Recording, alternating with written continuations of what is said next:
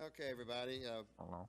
Welcome everyone today to Kansas Speedway. We're tickled to death to have the driver of the number 8 Richard Childress Racing Chevrolet, Tyler Reddick, with us today. Tyler's coming off a nice runner-up finish at Darlington, where he was digging hard there at the end to try to catch Logano. His best finish here at Kansas is a 7th. He's also won a pole position here in the NASCAR Xfinity Series, and he was able to take home one of our little mini pedal cars a few years back too. So I thought we would ask him about that, since we're going to be running for the top spot here shortly. But Tyler, you guys coming off a really great showing at Darlington, first time there for the next gen car. Sure, you guys learned a lot.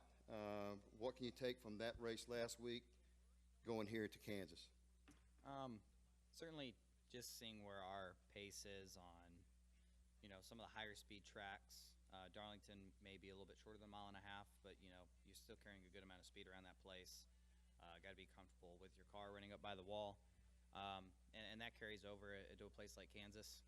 So for me, it was good to have the speed there.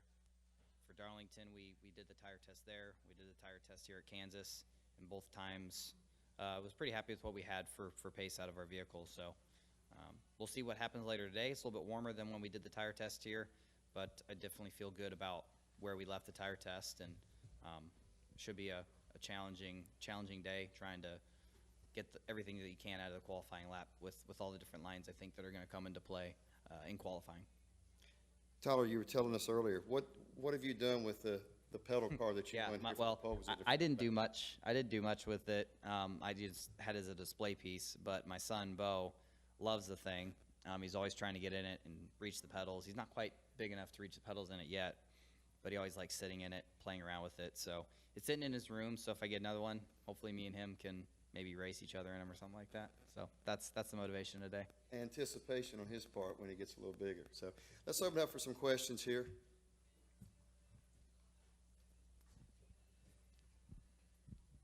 Then we'll go to Bob next. Reed Spencer with the NASCAR Wire. A lot of people compare this track to Vegas, but you compare it to Homestead. Is that just because you can run the wall here and find that similarity? Well, I've compared it to Homestead at some point. Oh. Oh. Well, I mean, yeah, you run the 3 tracks are kind of similar. Oh yeah, right. No, my bad, Marissa. I did say that. So yes, yeah. But when he mentioned Vegas, it kind of got me thinking, because I mean, yes, you do need to run. You need to be comfortable running high like at Homestead for this track. But in a lot of ways, with how much grip that this place has throughout the run and the lack of fall off, you need to be comfortable running the wall like you do at Homestead. But I feel like you don't have to be quite as close to the wall to still get some of the aero effects and be running a good lap and a good time. So it is a lot like Vegas in some ways too. But the temperatures are going to be kind of warmer than we had at Vegas today. Who knows what happens Sunday weather-wise and everything like that as it cools off. Maybe more lanes open up, the bottom catches up, the middle catches up. But today it'll be really interesting to see who goes where in practice early, and where the track state is at going into qualifying. Because I truly expect a few different strategies of running low, middle, or high in qualifying, and seeing how that plays out will be interesting today.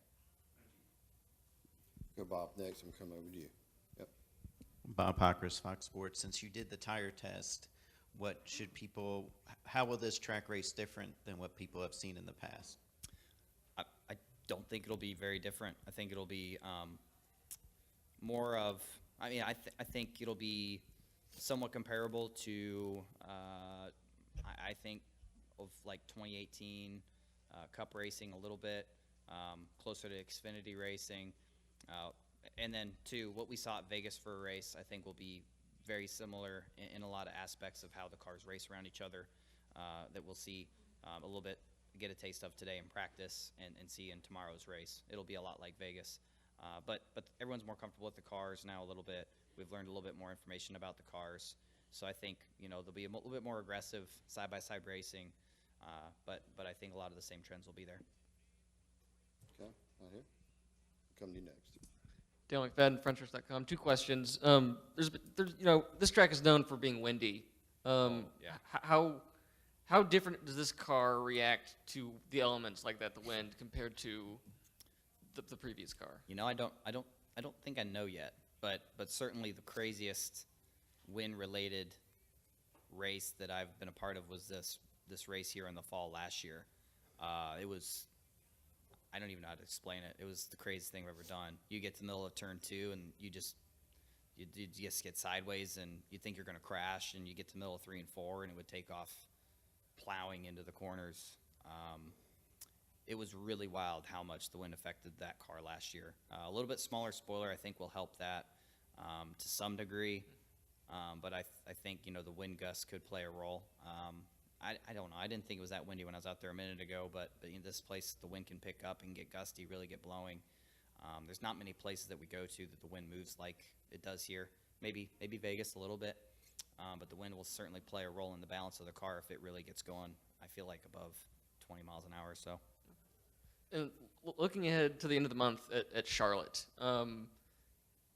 compared to all the other tracks on the schedule, given the importance of that track and that race to NASCAR, how important is it that that race puts on a good show with this car, given the recent history of lackluster, not very competitive races in the Coke 600? Well, the few that I've participated in, you know, the weather didn't really help us much with, you know, cooler temperatures, with that, you know, 550 package that we had with that last car, you know, just a lot of on throttle time and not really having to search around the racetrack for grip. I believe the resin and compound has all been scrubbed away from the track. It was when we did our test in the fall, and it really helped the track just widen out, and we were running all over it pretty quickly in our tests. So I think the potential's certainly there, but I mean, you just never know. Like, you know, I've seen a lot of standout performances by drivers just being on it more than their competition on nights and really putting out statement performances. But I think with the length of the race, how challenging this car is to drive, a lot of character, a lot of bumps at Charlotte, you know, I think, you know, you're going to have to really work at it all night long inside the car. It'll be a challenging race. I think, based off of how the test went, it has the possibility to be a really, really good event. Okay, right over here to the right.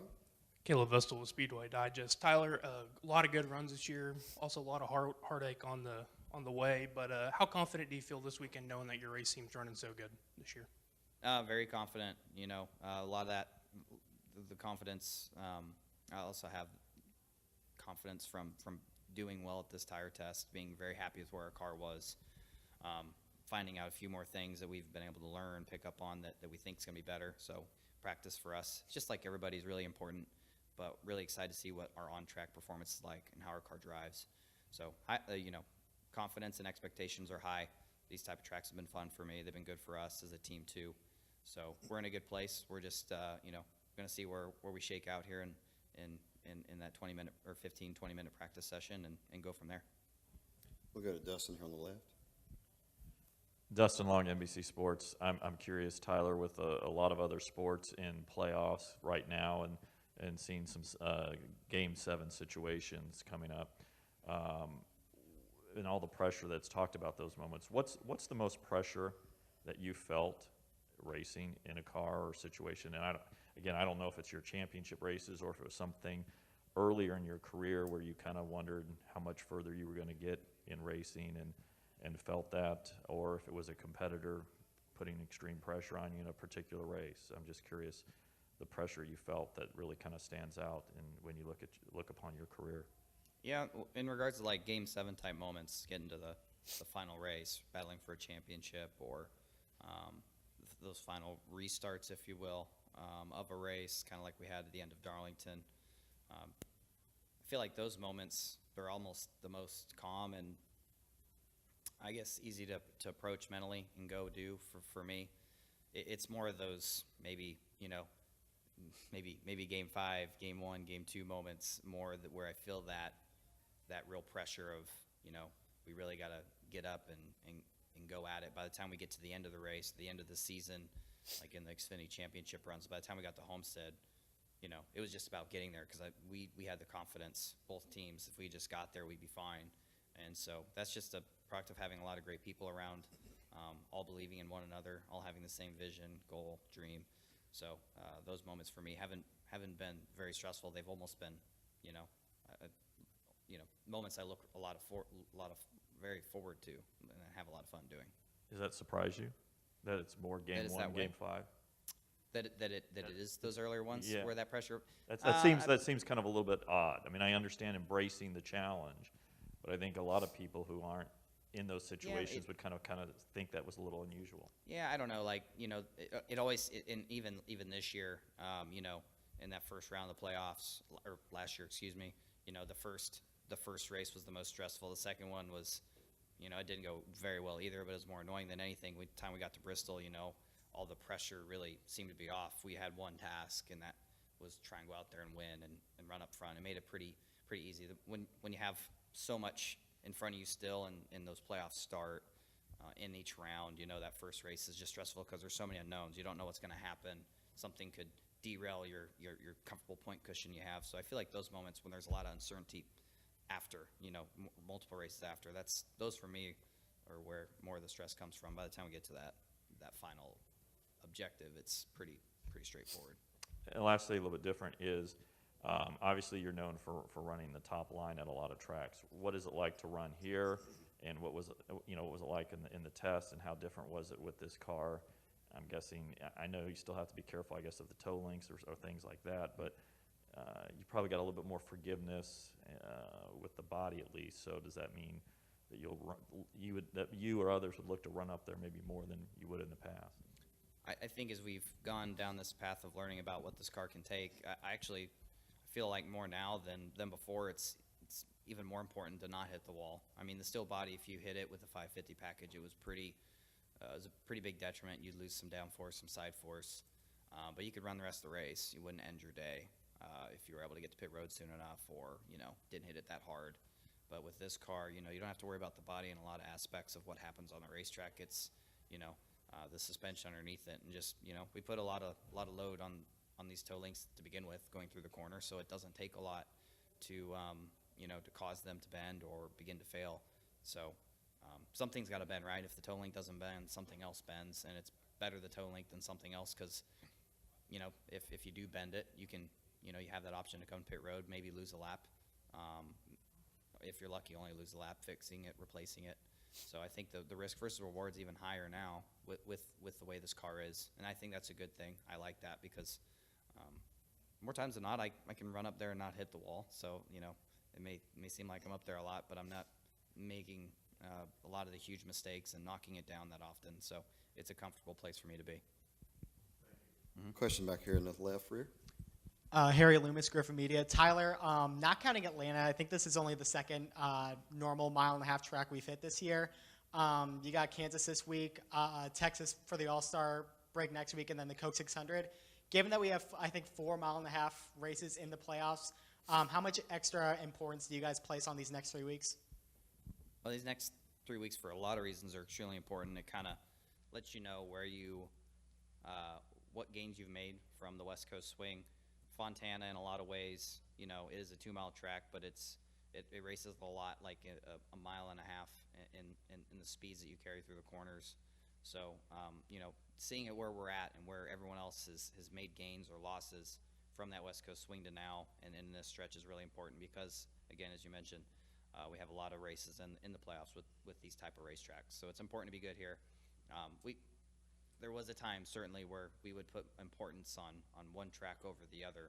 And for us, as we needed to get better, it's been more about being consistent week in and week out, not really picking favorites and not having tracks that we don't look forward to going to. But certainly, it's easy to get motivated. It's easy to be excited coming to a place like this and the tracks we have coming up because we do genuinely have a lot of fun racing on them. Tyler, we appreciate the time today. Good luck in tomorrow's Advent Help 400. And I would also like to ask the media who's here, Thor Sport is getting ready for an announcement right outside the door here to the media center. If you would, make your way out there. Cody, you can lead the way. See the guy here, the ugly guy with the black hat? Follow him. All right. Thanks, guys.